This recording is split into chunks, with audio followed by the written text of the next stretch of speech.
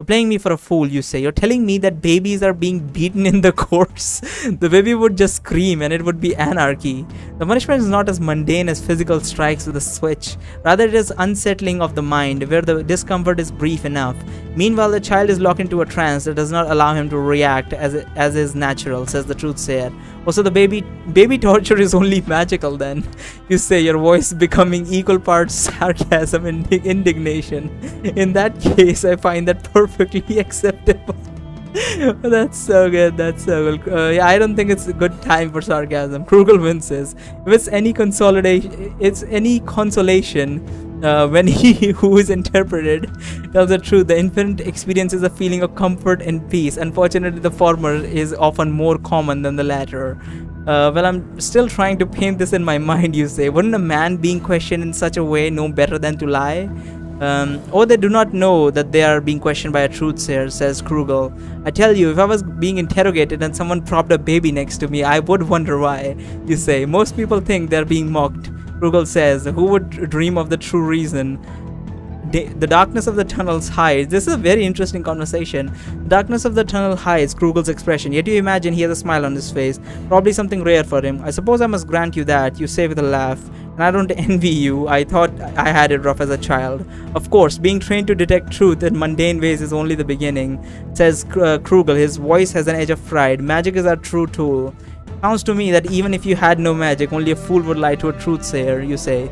Yes, although it is pitch black in the tunnel now, you don't have to be able to see the expression on the truthsayer's face to know your words pleased him. It is a sure bet that taking an interest in the work of someone who sacrificed so much to get to where they are is a sure way to make new friends. You have plenty more questions you would like to ask him. I think I'm gonna take that as a life lesson. I'm gonna keep this in mind.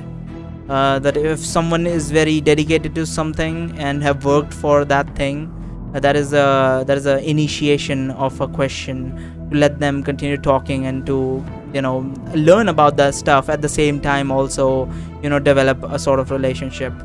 I like that. I'm gonna keep that in mind. You've plenty, not for the game, just for real life. You have plenty more questions you would like to ask. Can a truthsayer lie? Can they detect a lie when spoken through an illusion? Does the truthsayer know other magics, or are they specialists? Your thoughts are interrupted as light streams down upon you as you go around the bend. The light, as opposed to the blue light thus far in the lair, is orange tinged like a sunset. You squint against it as your eyes adjust from the darkness of the tunnel. You emerge into a large rectangular chamber that appears to have once been a room of great religious importance. The room is lit with magical blue torches. Along the walls are columns carved into the form of statues.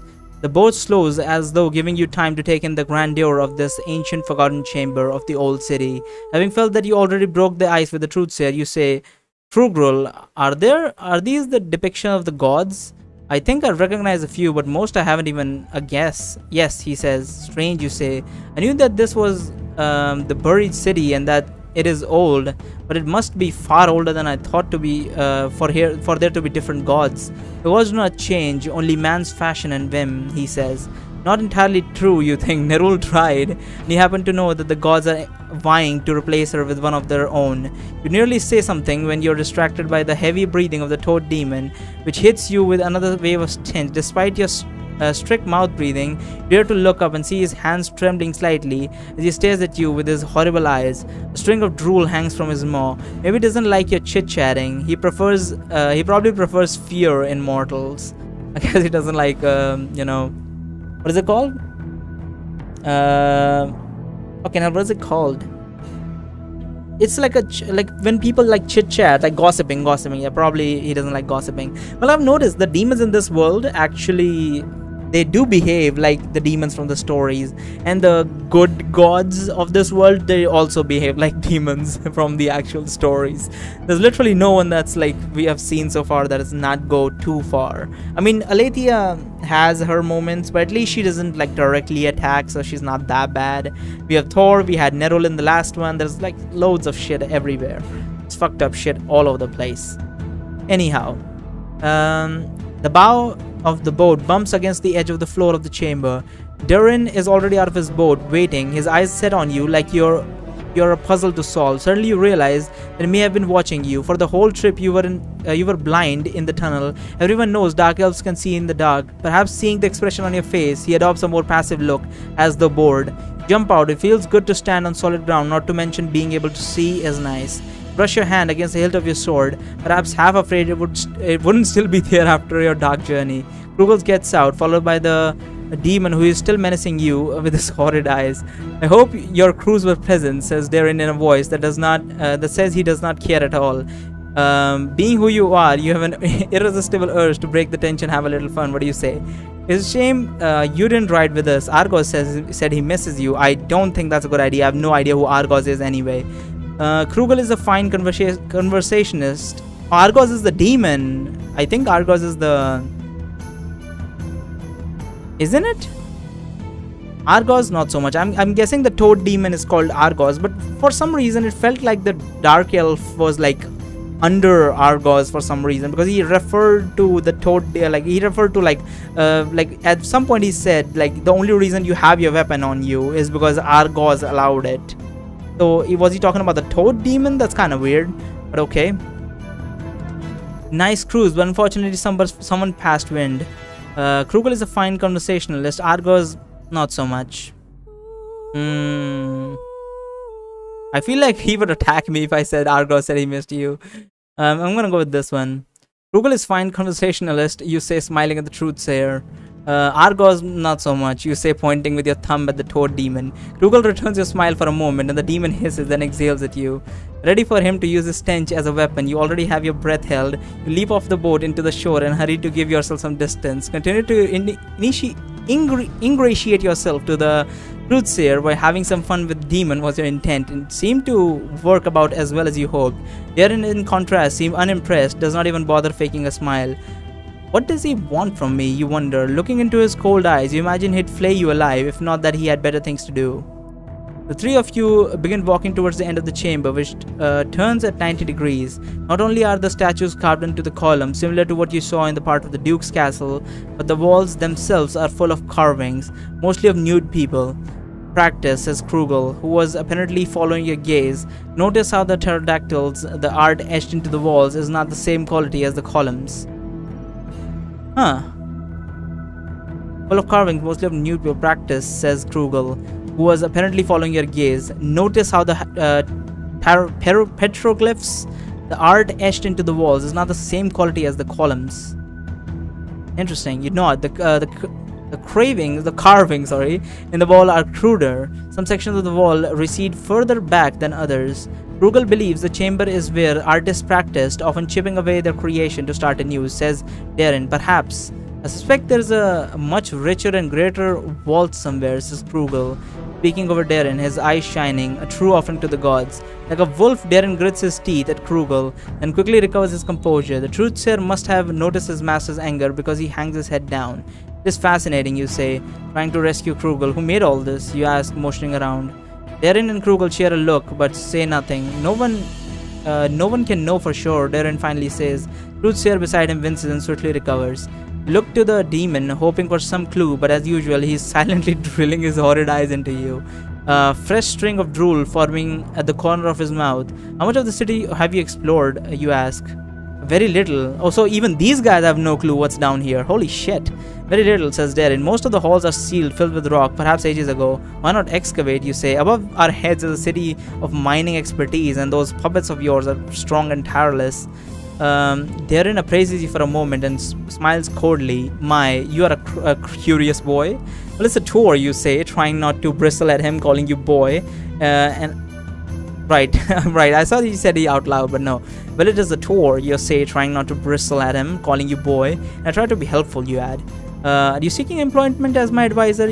Says Darren, your grin. Not the worst job, I suppose. All the fun of scheming without the weight of responsibility or tedious execution. The dark elf sniffs haughtily. You would make a good top man, eh? Says Darren to Krugel. In response, the truthsayer nods and seems to avoid looking at you.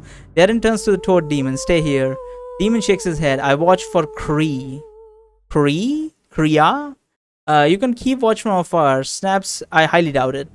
You can keep watch from afar, snaps Darren, his hands resting now on the ornate hand of his short sword. I will not have you disturb our guests. We have been over this before. The demons bare his fangs, yet stands down. Darren leads you on. Time to meet some of our clients, says Darren as you turn the corner to reveal more statues and petroglyphs. At the end of the chamber, around 50 meters away, a half-dozen naked people standing in line before an arch. Are they gonna sell me as a slave or something? Well, Nikolai Shade, the slave. That sounds pretty good. A half-dozen naked people stand in line before an arched doorway. Even from here, you can see that the doorway was more recently carved and excavated. Beside the naked people stands a tall, beautiful blonde woman with green streaks in her hair, wearing a soaking wet dress that clings to her perfect body. She's chatting and laughing with the naked people in line, standing in the small pool of water, which is either not very deep or she's standing on the top step. Balanced on one of her arms is a valuable-looking silver tray with grapes, what might be figs, so she's like a waitress or something.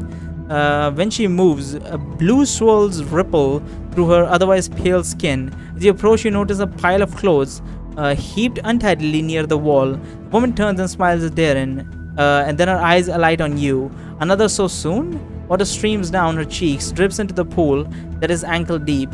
You would think she was crying, but her face is not contorted in anguish or sadness in that way. Simply a curious young man, says Darren. The curious were the first to die, the only to live, says the woman with a kind smile to you, although there is a warning in her eyes. You're pretty sure the expression is, the bold are the first to die and the only to live. But you do not correct her. Okay. Well, that is, I mean, curious and bold. Both are a dangerous combination, so sure. This is Rekka, our gate host, says Darren. Rekka, meet Rooster. Rekka courtesies, a fresh stream of water swirls down her face, freshly soaking her dress. What sort of creature is she, you wonder? Now that you're closer, you see that there are 5 men, 1 woman along the naked in line. None of them young, they're mostly middle-aged. One man, quite old, with white hair sprouting all over his wrinkled body. They seem cheerful with most of them. Slightly grinning, a light in their eyes, as though waiting for a gift. Rekka is everyone's favorite. Her charm is natural, but when the river took her, she was the hostess and proprietor of an inn of great renown in Dragontooth, says Darren. What? So she was in Dragontooth, then she fell into a river and got dragged here? Okay. I mean, weird thing to do, but okay, that could happen. The Heaving Bosom. What type of name do they have for inns? Holy shit, like the Luring Virgin, the Heaving Bosom. What type of names are these? I mean, they're hilarious, don't get me wrong. I love them, but still, it's unusual to see stuff like this nowadays anyway. The Heaving Bosom, have you heard of it? She asked. You have, although you have never visited it, as you never travel that far north. Sounds like a kind of place though. Sounds like your kind of place though. For the river, what? You blurred. Why not give our guest Rooster a demonstration of the services we provide, says Darren, ignoring your question. The water ceased to drip off Rekka's body. Her eyes widen. It is not time. Make an exception, says Darren with a predatory smile, revealing a pair of canines you haven't noticed before. The warden will forgive us. The old man at the front of the line laughs and claps his hand. He pulls from his mouth some wooden teeth and throws them at the pile of clothes missing. Rekka smiles at the man. That is a weird thing to do. Why does he have wooden teeth and why is he throwing on the ground? Okay. Rekka smiles at the man, hands her tray to the next man in line, and pulls out of her dress a gem that glows red like the one you have in your leather pouch, although her gem is not nearly as large as or as bright as yours. The glow of the gem pushes back the shadows nearby. Why do I feel like this is the perfect opportunity to pull out our red gem? But okay. Will give us a better like deal as well, because we're going to have to reveal it at some point, so better to reveal it right here, I feel like. The glow of the gem pushes back the shadows nearby to reveal what you thought had been a statue is actually the largest puppet you have yet seen, as tall as a giant, standing straight and still against the wall. Rekka walks to the portal, leaving a trail of water behind. Now with the gem's glow, you can see the recesses from the portal only goes in a meter or so, at the end of which is a rock wall with the stone head of a horned devil or demon embedded in the middle. Its fanged maw is open wide. So wait, so a puppet was there that was as big as a giant. Then there's a wall with a demon head that is open and you can go in. Rekka places the gem into the mouth of the statue, backs away as she waves her hand. When she's clear of the portal, she motions for the old man to step forward. Remember, be quick, she whispers. It will be open for a moment and you must not miss it. Old man nods. Rekka waves her hand again and intones some strange words. There's a flash from the stone demon's mouth. A sheet of glowing red falls down. Is he gonna like become young or something? Red falls down over the entrance like a gossamer curtain of countless spiderwebs. A city is visible through the curtain, bustling with people and monsters, many of them beautiful in form. Some of the buildings are built into impossible shapes that defy gravity or sense, while others are grand and traditional palaces.